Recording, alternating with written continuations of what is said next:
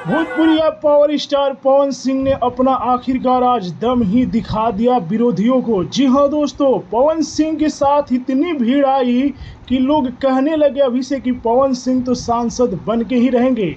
और यही नहीं, पवन सिंह पर जो कि काराकाट की जो जनता है खूब जो कि फूल भी बरसा रही है। आप लोग देख सकते हैं जेसीबी से जो कि पवन सिंह के ऊपर, जेसीबी गाड़ी से जो कि पवन सिंह के ऊपर फूल बरसाया गया है।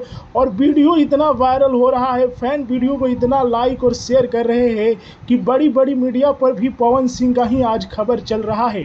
और पवन सिंह पक्का है कि सांसद बन के ही रहेंगे, क्योंकि इतनी भीड़ जो कि पवन सिंह के साथ है और दिखा दिया कि पवन सिंह को हम सांसद बना के ही रहेंगे।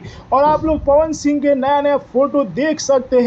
और पवन सिंह ने आज पूरी टीम के साथ पहुंचे थे और वहां पर अपना पावर दिखाया और दिखा दिए कि निर्दलीय चुनाव भी हम जीत सकते हैं। जी हाँ दोस्तों, बड़ी बड़ी पार्टियां जो कि डर गई है पवन सिंह के इस भीड़ को देखकर। जी हाँ दोस्तों, बड़े बड़े मीडिया पर भी पवन सिंह के खबर जो कि चल रहा है।